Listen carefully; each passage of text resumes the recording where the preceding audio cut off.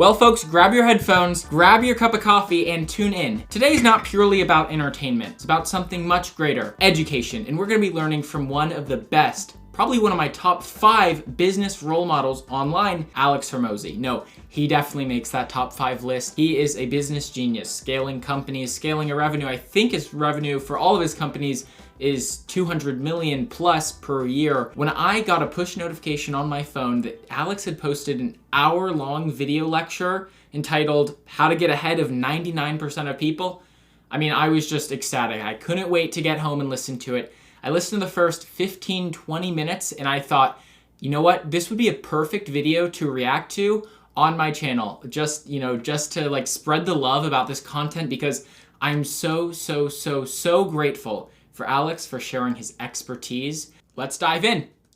1 in every 250 businesses does over $10 million a year in sales, and that means that 99% of entrepreneurs never hit it. Every business that I've started since I was 25 has crossed 10 million. B2B services with Gym Launch, B2C consumer products with Prestige Labs, our supplement company, Allen, our B2B software, and Acquisition.com, which is an investment firm for all of the money that we made during those businesses to invest in other ones. I feel really confident that I can talk to the points of helping you go from 0 to a million to 10 million, and beyond. And so this is just a visual, put this in context. 90% of businesses never hit $1 million a year in sales. Wow. And I'll just start off by saying I'm very impressed by Alex in his ability to evolve himself in business. If you guys have seen other videos from Alex, the ability for him to go from, hey, just being a personal trainer to, hey, opening gyms, to broader, business aspect of, hey, here's how you create a business. Hey, here's how you market things. Hey, here's how you do, XYZ, payment processing, XYZ. These type of things are really crazy to note if you note the evolution within Alex's story on how he's gained all of these different skill sets, and every skill set along the way, contributed to the knowledge base that he has now that enables him to be so successful. 90%. Doesn't look that way on Instagram, but this is the vast majority of businesses, right? Now, 9% of businesses cross this $1 million threshold, right? And then only 0.4%, which is 1 in 250, do 10 million plus. It's so rare. And so the nice thing is that success does leave clues. I want to kind of separate this into 2 major categories. One is the entrepreneur, and the other is the opportunity vehicle they're pursuing. You'll notice I said leverage rather than opportunity vehicle, but fundamentally leverage is the difference between what you put in and what you get out. And so you want to have the best entrepreneur getting the most out of what they put in. And so if you have those 2 things together, then you create a $10 million plus business. And if you've consumed any of my other content, I used to talk about how entrepreneurs, there's 3 main things. You've got skills, you've got character traits, you've got beliefs. I've thought about this more, and I've actually simplified it to 1 degree, which is I think you just have skills and beliefs. Character traits, if you think about this, you're like, I want to become patient. Patient is just a general term for lots of little skills. And so if you want to become more patient, you want to do things that patient people do. And that means that if I can train someone to become more patient, then patience is a skill. And so as a total side quest on this, what's interesting about this is that you've probably heard people say soft skills and like hard skills. In my opinion, hard skills are just skills that are easy to measure. Soft skills are just hard to measure, but they're both 100% skills that you can train and improve. And so if we say, man, I wish that guy had better people skills, what we mean is 100 micro skills that are like, I wish he would smile when someone walked in the room. Can I train someone to do that? Absolutely. If I said, hey, I wish he would greet someone by their first name immediately every time they walk in the door, right? Boom, that's trainable. I wish someone wouldn't interrupt. It's like, okay, well, we can just give someone a cookie every time they don't interrupt someone. And let someone finish their statement, and then we train them. And so all of these soft skills are just soft because they're hard to measure. Doesn't mean that they're not skills or they're not important. And oftentimes... And I'll pause it right there. I'm thinking of something, seeing skills and beliefs right there next to each other in the context of entrepreneurship, in the context of a person conducting business. I can think of myself as a perfect example. I'm a real estate agent in my day-to-day life. And when I was beginning in real estate, I would always find myself tripping up in these little conversations that I were having with people. Say I'm at an open house and, the person asks me, what's the area like? How are things going over here in Bellevue? Well, internally, I knew what was going on in Bellevue because this is a market I work in every day. However, it was difficult for me to get the words out precisely and say the right things. So for me, as an agent starting out, I had this belief that I had a lacking skill set in interpersonal skills. However, when I'm thinking and I'm looking at skills and beliefs put up one against each other on Alex's whiteboard, I can realize that my lack of skill in those personal conversations had somewhat to do with my belief that I was just starting out in real estate and that, oh no, I didn't really know what I was talking about, even though I did. And oh, I don't really know, am I really qualified to give this answer? Do I really know what the client wants to know exactly? Overthinking it, right? Generally having this belief, in myself that I was less than competent, and it brought down my confidence to have those skillful conversations with people in a sales setting. So I think skills and beliefs go hand in hand in that you gotta have the belief. You gotta build up the belief that, yeah, I can do this. I'm the right guy. I'm the right person for this job. That I think is a huge, mindset shift that an entrepreneur has to make, especially when you're talking about these soft skills, personal relationships, how to communicate. Most of us know that within an organization, the way that you gain influence is these soft skills that are hard to measure, but incredibly important. So if we're talking about how do we make the highest leverage entrepreneur, we want somebody who has lots and lots of skills, and really it's about beliefs that don't limit them. If someone had no limits in terms of what they believe they could achieve, then the only thing that would limit them was their skills.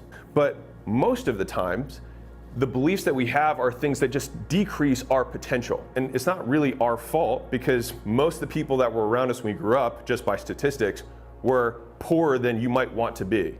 And so they told you how they see the world. If there's ever something that's gonna be on my tombstone, it's this quote, which is, we question all of our beliefs, except for those that we truly believe, and those we never think to question. And so the things that you actually believe, they're so invisible to you because that's just your lens through which you see the world.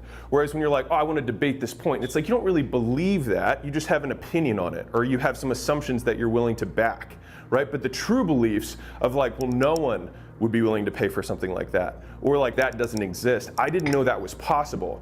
You don't even question those things because they weren't even in your mind to begin with. It's the unknown unknowns that are the things that limit us. The question is, how do we up-level someone's beliefs? So let me give you a quick example here. So there was an entrepreneur that I know who had a fitness app. He was a super high-level CrossFit Games competitor. And he started this app and he didn't want to tell anybody about it because he never placed top 3. He placed 4th place in multiple competitions, which is insane. But he had a belief that if he wasn't the winner, he didn't deserve to have an app. Think about how crazy that is. But he didn't question that. That was just what he believed reality to be. He was well, of course I wouldn't want it. And so he built this app for himself and just the members of his gym, but the app was so good that people started sharing it. And finally, a client of his was a marketer and said, you need to start marketing this. You need to start posting about it. And he wouldn't post. And finally, she convinced him to just make one post, and he doubled his revenue. He'd gone from $20,000 a month to $100,000 a month with his app simply because he changed his beliefs. And so fundamentally, he had all the skills. He was already a really good CrossFit Games competitor. He already had the product that was really good, and he already had the skills to be able to market it. He was just choosing not to. That is almost unbelievable. Having that belief in yourself, even if you're just starting out in doing something, even if you're just starting out in your business, or you don't even believe in yourself that you can start a business, you probably, whether you think you do or not, actually already have some of the skill sets, some of the basic skill sets to do that thing, whatever it may be. But a lot of it comes down to belief. And this is what we're talking about in this section. This is belief. This is thinking and believing, and actually believing and telling yourself over and over and over again that you can do it.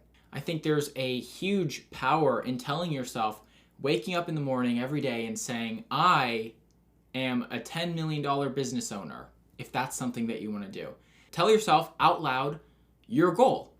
Your goal by the end of 20 years is to be a millionaire by investing in the stock market.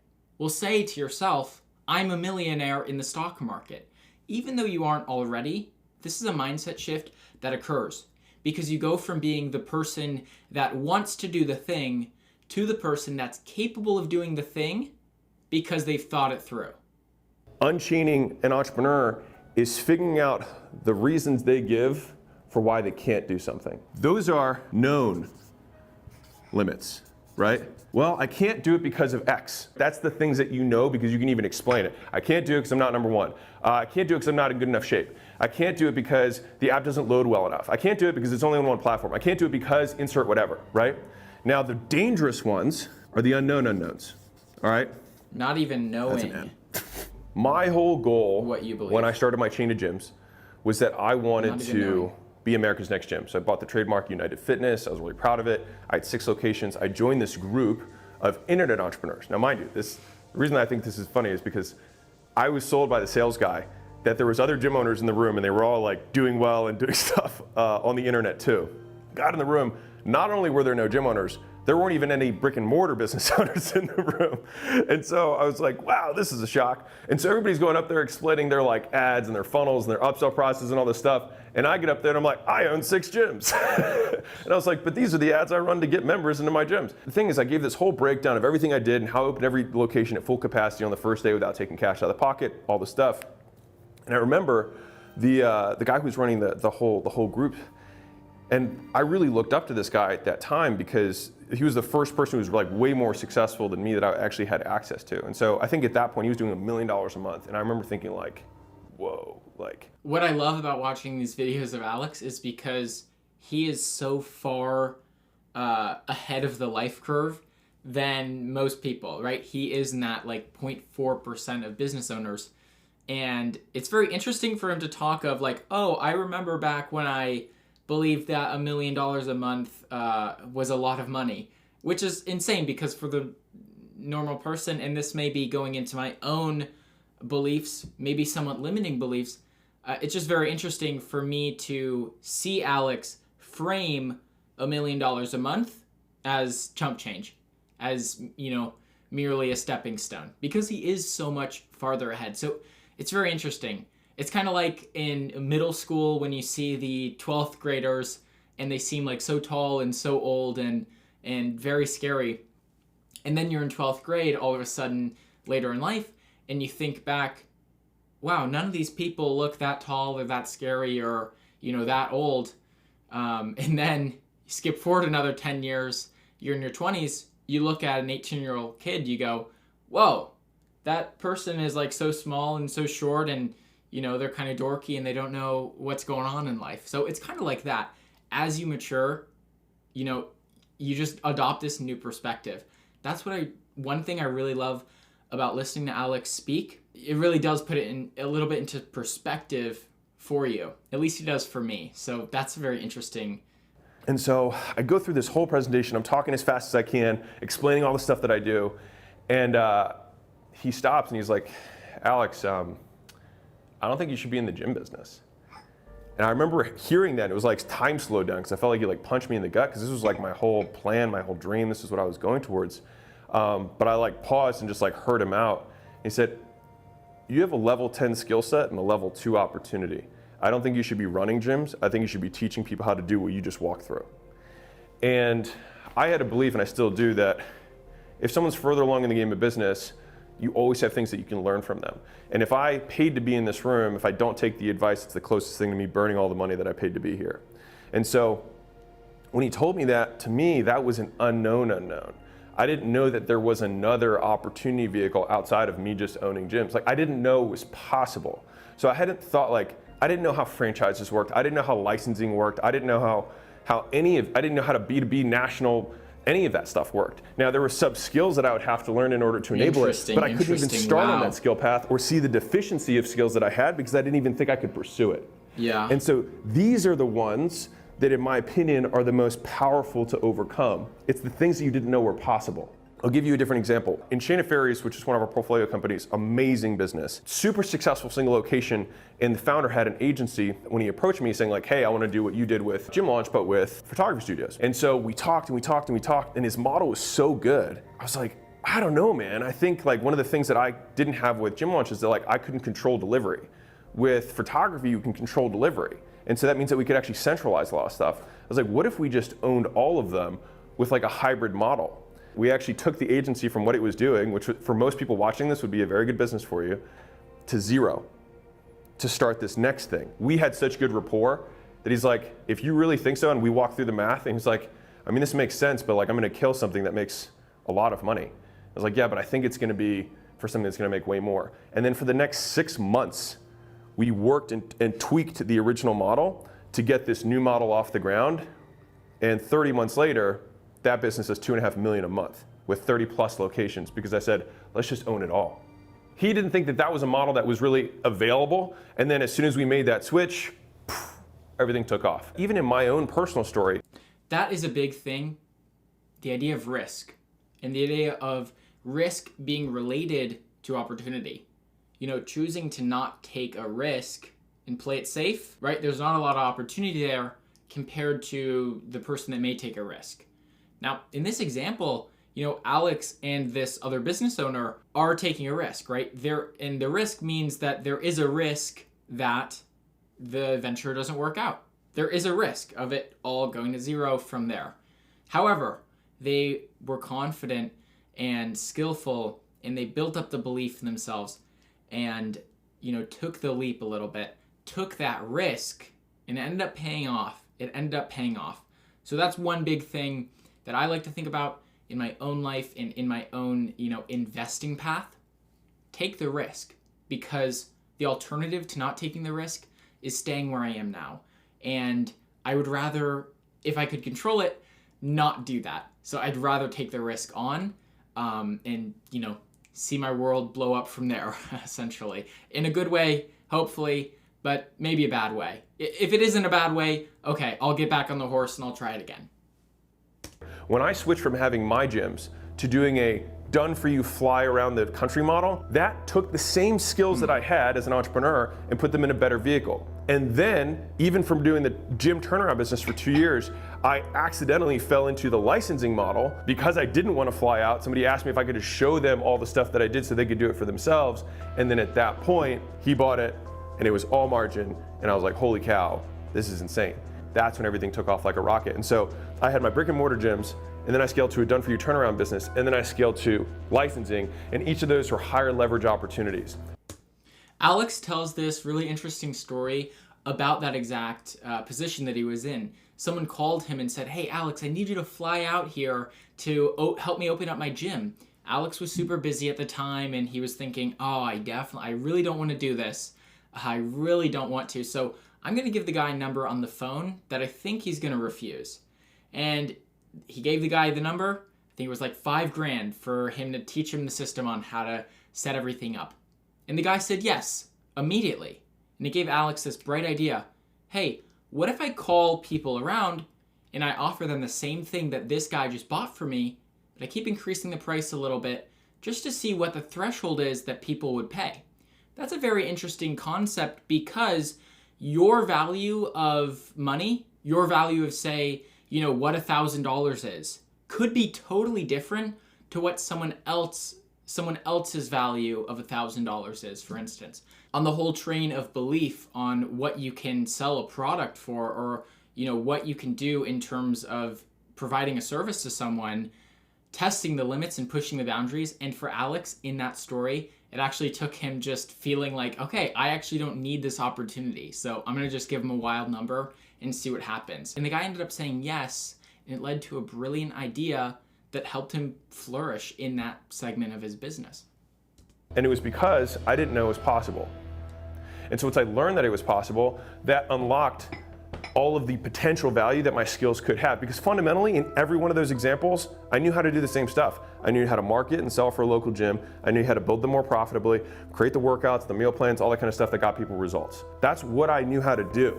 But at each level, when I went from gyms to turnarounds, the leverage increased from each of these things. And so the same skill set put into a new bucket or a new vehicle unlocked huge value. Up leveling. And that's why a lot of entrepreneurs don't get past $1 million or even get to $10 million, is that they're in the wrong vehicle. So I talk about leverage a lot, and it's actually one of the core concepts in our logo. So we have a supply-demand curve, and then we have a fulcrum, which is the acquisition.com logo, and it's because it's core to everything we do. Wow, I never If you realized think about it was leverage. You've ever heard that Archimedes? whole, He said, "Give me a long enough lever, and I can move the world." concept for his logo. This is our lever, and we'll put our little hand here. That's my arm. If we grab the lever here, we have the most leverage on something that is here. If we grab the lever here, we still have the most leverage on something here, but we have less leverage overall compared to how much we have on this side. And the main difference here is how much force goes up the other side. All right, and so leverage is the difference between what you put in and what you get out. That's it. So let me give you an example in the real world. If you are really skilled at cold calling, Very important business lesson here, the idea of leverage. I'll put it into context on something that has recently come out and developed, ChatGPT. Now, a lot of people are using ChatGPT to help them in copywriting, in, outlining ideas, in, drafting up anything textual based, in researching. I tried ChatGPT in every one of those domains, and I found that it speeds up my work exponentially. You see, if I wanted to research something, that happened historically, I can now ask ChatGPT to help me research that topic. And I do understand that ChatGPT is not always accurate, right? It's not a fact-checking machine, but nonetheless, in those times when I wanted to research a topic or, ask it something or ask it to evaluate something for me, I was able to complete those tasks way faster than if I were just doing it via Google search myself. So that is one piece of technology that has literally provided leverage in my own life to allow me to do more in each day. I probably use ChatGPT like 3-4 hours a day for anything data, anything writing, anything outlining, anything research-based, right? I have ChatGPT help me and provide leverage for something that used to take me 2 hours, I can probably do in 20-30 minutes with ChatGPT. So if you think about that from a broad scale, that no longer means, I still have 24 hours in my day. I still only have a good 10 working hours in the day. So within that 10 hours, if I can make myself 20% more productive by utilizing a tool, that is the importance of leverage. Itself is leverage. Because if somebody who doesn't have the skill makes 100 phone calls, that's their input. And somebody who does have the skill puts 100 calls down. And the guy who doesn't have the skill gets 0. And Alex is talking even more basically about the leverage that you get just from being more skilled in anything, right? If you're more skilled in calling people or you're more skilled in video editing, for instance, you are way faster at it naturally. That is a form of leverage that is just internal to you. The more skills that you learn, you can become faster at doing whatever that thing is that you're doing. That provides you leverage too. Appointment set, and the guy who's amazing at it gets 10 appointments set. He has, well, let's just say the first guy had 1 for sake of math. He has 10 times the leverage on that skill compared to the newbie. Getting and acquiring skills gives you more leverage because it gets you more for what you put in. And so if you're more skilled entrepreneur, being a skilled entrepreneur is a big bucket for hundreds of smaller skills underneath of it, because it means that you know how to prioritize what to do next. And so one of my favorite quotes about leverage comes from Warren Buffett, Uncle Warren. He and one of his closest friends graduated Columbia Business School at the same time, same year, and he said that guy was smarter and harder working than him. Now, they then went their separate ways. Warren ended up getting into investing with Ben Graham, and his friend goes into the steel business, because that was back in the day when like American steel was like a thing, which it really no longer is. What he learned from that experience is that you fast forward 30, 40, 50 years, and he said his friend, did okay. And he said, mind you, this is a guy who was smarter and harder working than him. He said he did okay, he did pretty well, but not close to what Warren did. And he said his biggest lesson from that was it's not about how hard you row, it's about what boat you're in. And I love that because it really encompasses the concept of leverage, which is Warren got more out. It's just really crazy. Side tangent, I'll put up a little screenshot of Warren Buffett's net worth over the length of his life.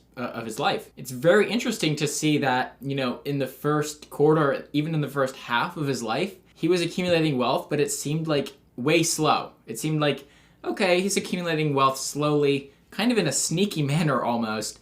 And then you see in the second part of his life, in the last inning, the wealth has just exploded, right? And this is because Warren is directly an investor and directly using the most powerful form of leverage, which is capital, meaning money, right? You can use your own skill sets, your own labor. You can hire people to do work for you. That's being an employer, being a business owner. Or you can just straight up use your capital, which represents human labor, but capital is, the most levered form of value.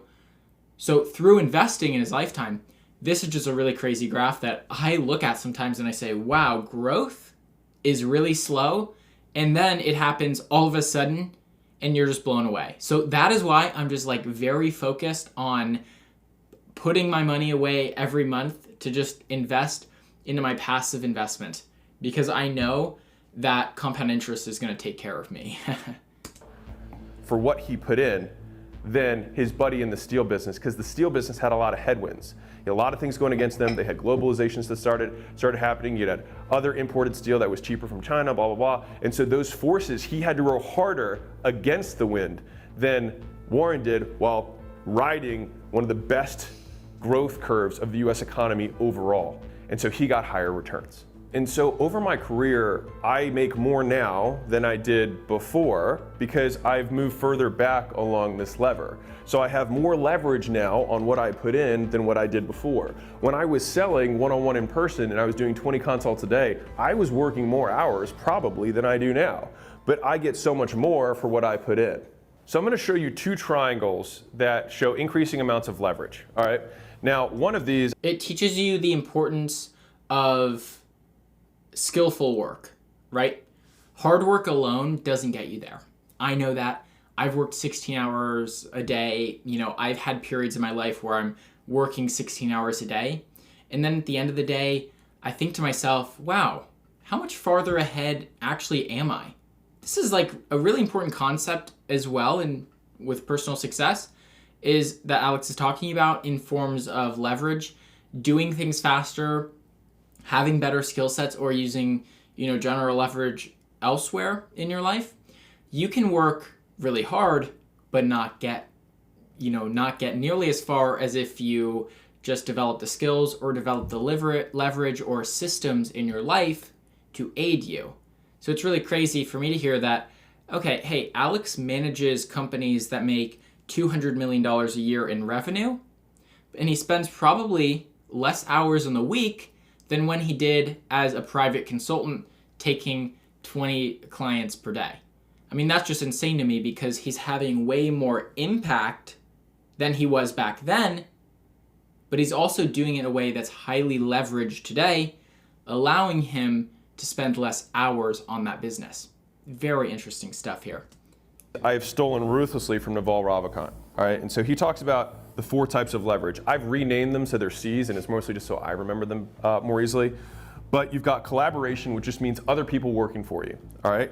Then you've got capital, which means other people worked for you and gave you the fruit of their work so that you can invest it on their behalf. So for example, if I get people to give me $1 billion, which I could do, just raise the money, and then I invest that money, and I say I get 20% of the gain, I didn't have to work all the time to make $1 billion, but I still get 20% of it, right? That's the idea of using leverage of other people's money. So capital, so you've got collaboration, capital, you've got code, and content. If I'm a genius coder and I could build one piece of software, I can build it once and 1 million people can use that same piece of software. Interesting. With Great content, Joe Rogan can make one podcast episode and millions of people can listen to it. And so he gets more for what he puts in, right? So if you think about each of these things, it's like you have the influence on someone else. I trade me selling for 40 hours a week to me managing a salesman for 2 hours who then sells for 40 hours a week. Or higher leverage, I spend a week or 2 weeks recruiting the best sales recruiter, and then I do that one time in my life for 2 weeks, and then that sales recruiter works 40 hours a week to get new salespeople in every single week on my behalf, and then those salespeople on my behalf then sell every single day. And so I did 2 weeks of work for 100 salespeople over the lifetime of that one hire. More leverage, I get more for what I put in. Compare that to me taking 20 consults a day. It's very interesting because it takes you away from that personal belief of, hey, I've got to do everything myself here. Now, I'm thinking within my own personal belief that I want to do all of my own work by myself, have nobody help me. I don't want anybody's help, right? Well, Alex is actually talking about leading. He's talking about building a business. He's talking about creating that hierarchical structure to have a business execute well. So instead of being a sales agent that works 40 hours a week, I can be a sales agent trainer that trains sales agents. I spend 2 hours a week doing sales training to an agent that spends 40 hours a week doing sales. So that little higher bit of leverage. Of course, to be a sales trainer, I need to have mastered the first level of that hierarchy, which is sales, to then be a sales trainer. Now, to take it one level further, I can be a manager of a business who manages sales trainers, who manages and teaches other salespeople, right? That hierarchical structure, and each time that I go up a rung in the ladder, I have to learn a very, very deeper skill set in order to manage and have the authority to lead on that hierarchy. It takes it away from I've got to do everything myself and puts it into perspective of I'm actually building a business and I'm having a wider impact. At the end of the day, that's what the human race is all about. We're kind of like worker ants where we collaborate and we create together. Higher leverage skill, but same concept done at scale. Capital we went over, code, content, those are the 4 types of leverage. Now, this is where this gets interesting because once I learned this, I was able to put words to what I kind of knew intrinsically, and I can now explain it. So if you look at my career trajectory, see if I can draw a triangle here. All right. And one of the key points here is that you can actually just max out one of these things. So you don't need to have all 4. Now, if you have all 4, cool. But if you think about what leverage is in general, it's just you get more for what you put in. And so if you get 1,000x on any of these, it's still 1,000x. So somebody can just be an amazing private equity guy or amazing at raising money and become a billionaire. They don't need to do any of these other things, right? Somebody could be amazing at galvanizing people and creating movements, and they wouldn't need any of these other things. If someone's amazing at writing software, they don't need anyone else's capital, and the software does the collaboration on their behalf, right? And so all of these things, even though they're structured like this, you don't have to have all of them. If you do have all of them, well, you look at Facebook, that is code about content. He raised other people's money, he has people working for him. But let me show you how this changed for me. So in the beginning, it was dark. I was an employee, right? And I made 4 figures a month. Then I became self-employed. I gained a little bit of leverage just over my own time. So I went from having someone else control my time to me controlling my time, which was leverage. All right, I got more for what I put in. And I went to 5 figures a month. All right, then I went to employing other people, right? Which is then I would say the first level is me now having the first level of leverage. So I went to 6 figures a month. All right, and this is right as I would say first when I started my gyms, and I had multiple gyms, and then when I transitioned that to turnarounds, I still stayed at 6 figures a month, but fundamentally it's because I actually didn't change leverage. I changed how I was structuring it, but fundamentally it was people doing the same work. So this was both me being a gym owner with 6 locations and me doing the turnaround business with other people. From 100,000 You're a month how do you go from 6 figures a month to 7 figures a month? Then we started licensing. Now what is that? Yeah. I made content fundamentally, and then I made it once, and then many people could have access to it. And so when I did that, I went to 7 figures a month. Now, the question is, how do I get from 7 figures a month 10 to 8 million a figures a month? month? Because that's what we have at acquisition.com. 8 figures. What did I add into it? Capital. So now we buy into companies that have other people working for them. I use content to attract those businesses. Now, I don't have any code right now. I have 1 software investment, maybe 2, I think, that are major investments. But the rest of my stuff, really, if we're talking about it, is that I made content, I had capital from the things that I'd done before, and we have the ability to get other people to help us get to our goals. And so this is acquisition.com, and that's 8 figures a month. Now, what do I need to do to get to 9 figures a month? I may just need to add time to the existing thing that I'm doing. Key point is that leverage is about getting more for what you put in. People who move faster in life don't actually move faster, they get more for their inputs, they get more for every step, right? I'm not frenetically moving to move faster. You just get more out of every move. And so that means that if you're getting more out of every move, it's a function of time. And so if I had, for example, maybe some code that was implemented within everything that I do at acquisition.com, I might be able to get to 9 figures a month faster than I currently am. But I feel confident with these 3 that we'll get to 9 figures a month eventually. And so you might say, Alex, that might be a limiting belief. It might be, but that's kind of how I'm choosing to play it. And so, and let me like reverse the clock here. If I had just kept my gyms from the time I started my gyms until now, I might have 100 locations. And I might also already be doing 9 figures, not 9 figures, I'd probably be doing 8 figures a month from the gyms. And so you're like, well, wait a second. So was it the best move? I can't go back and replay time. I don't know. But that's where, to me, this is why the game gets interesting, is that every time you switch vehicles, you start at 0 again.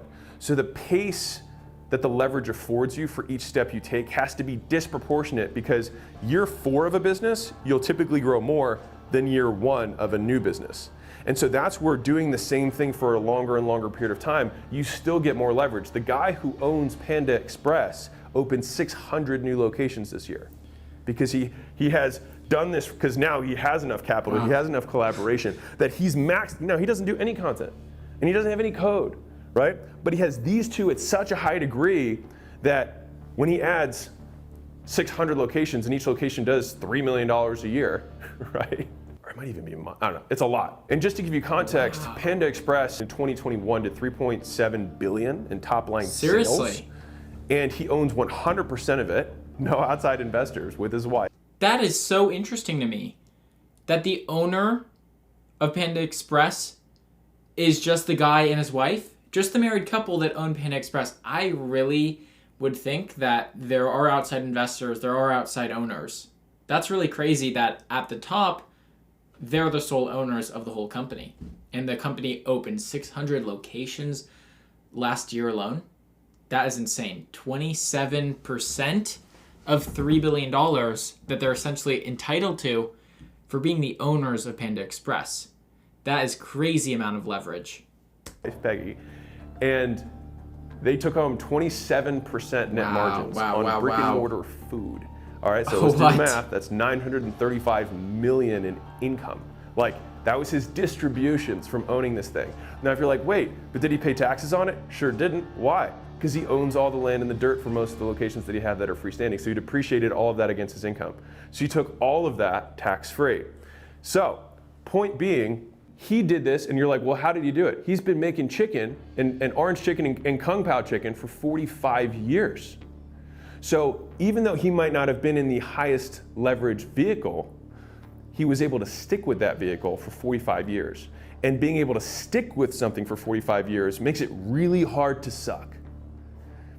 And when you do that, you start unlocking multipliers on the leverage you have, rather than thinking, I need more leverage in terms of more types of leverage. Maybe you just need more of the one that you've been using since you started with. Remember I gave the little phone call example of like 2 people doing the same thing, one person has more leverage? Well, each of these things are big buckets with many smaller skills underneath of it. So collaboration is, I have to know how to recruit talent. I have to know how to recognize talent. I have to know how to onboard. I have to know how to train. I have to know how to manage. I have to know how to grow talent.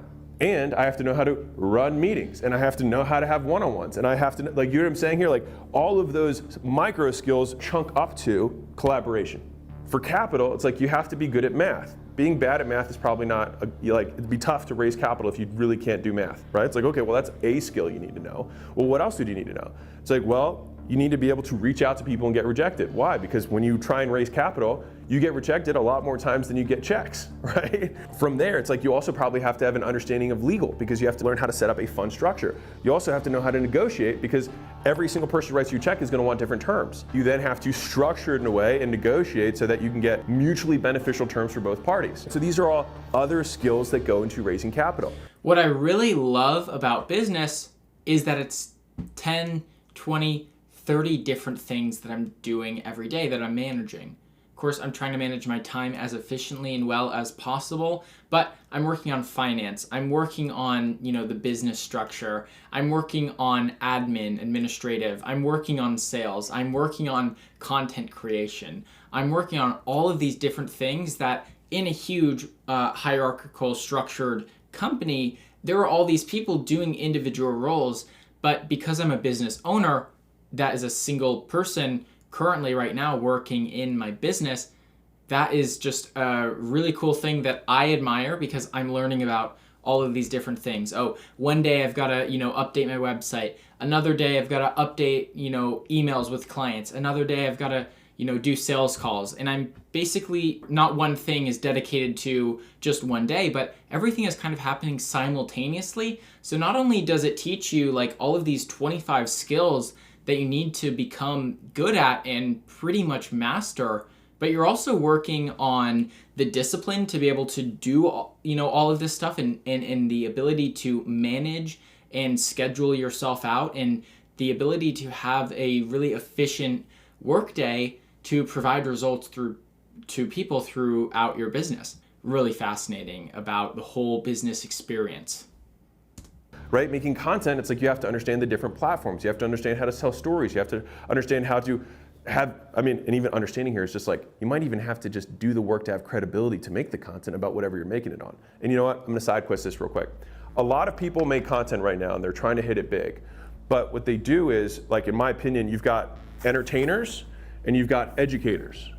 The thing is that a lot of people who haven't done shit are trying to educate on things they haven't done. And so they have no credibility. Alex really called me out there.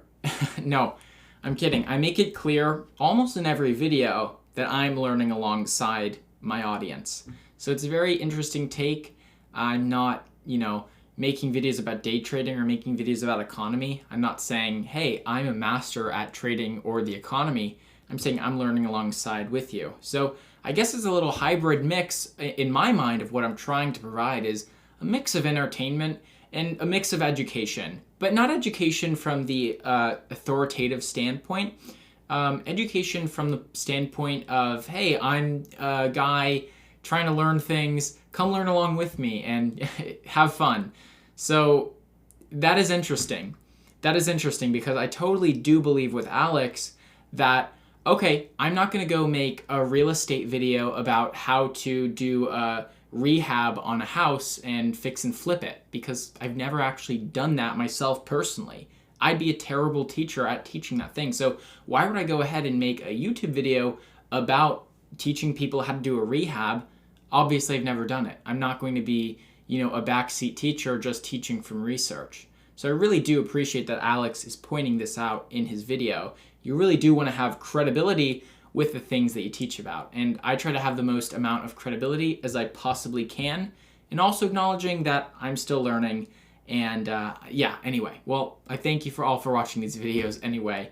I hope they're educational and a little bit fun too. And so the thing is that like the reason Mr. Beast was able to get so big is that when he was 15 years old, he wasn't teaching people about business. He was being funny and being cool. People are like, oh, I want to be like him. And so then they say, oh, I'm going to educate people on house flipping. How did he know? I had no idea. I had no idea that Alex was literally going to just talk about house flipping. That's insane because that was the topic that I thought about just a few seconds ago. That's insane that he actually brought that up. Yeah. Wow. But they're 22 years old and they haven't flipped that many houses. And so they have no credibility in their content. And so, in my opinion, when you're doing this content thing, if you're gonna do it, then make sure that you have the backing of experience and proof, because then I promise you, like when you get shit on from the public, because you will, because they don't know who you are, and most people are lying, you'll be able to know that what you're saying is true because you lived it. And so I totally agree with Alex here. Look, on this channel, I'm not trying to teach people how to trade with $100,000, right? I can explain the concepts and how to trade with $100, how to trade with $1,000, how to trade with $10,000. Right now, I'm at that $30,000 mark. And yeah, I don't really have credibility past that point. So that's one thing that I want to make really clear with the YouTube videos, especially when I'm talking about trading, is obviously don't follow what I'm doing. Don't make trades that I'm talking about without doing your own due diligence, because I'm, far from a teacher in this stuff. I'm just making these videos to collaborate with and learn alongside you all out there. Then you won't second guess yourself. The people who like tank and self-implode because they're like they can't handle the hate is because on some level they believe it. So if you want to be an educator, then I think that the middle ground, the pre-education stage, is the documentation stage, where you just say, this is what I'm doing now, check it out. Like, you've got to be there to teach. You got to be there. On I can't educate on 9 figures a month. Haven't been there. I know what 8 figures a month is. Don't know how to get to 9 figures a month. I have my theory, which is that I just have to add time to this equation. The math spells that out. But I just got to wait. Once I get there, then I can talk about how to build $1 billion portfolio. And you can imagine how my content might change, right? And so if you're making 6 figures a year and trying to talk about how to make 7 and you've never made 7, then you're full of shit, and you rightfully should get the hate that you do, right?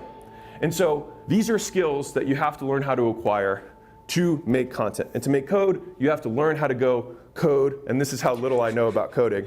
This is it. So I would even give you examples of micro skills, but like, you have to learn HTML and JavaScript and Ruby and Python. Alex, why learn all that stuff? Use ChatGPT to help you code. Seriously. I made a web page with ChatGPT. I made a Google Chrome plugin using ChatGPT. Essentially, just ask it, what do you want to code with, and it'll do it for you. In all seriousness, there is this allure around ChatGPT, but also there is a skill set and ability in how to coach ChatGPT to do exactly what you want to do.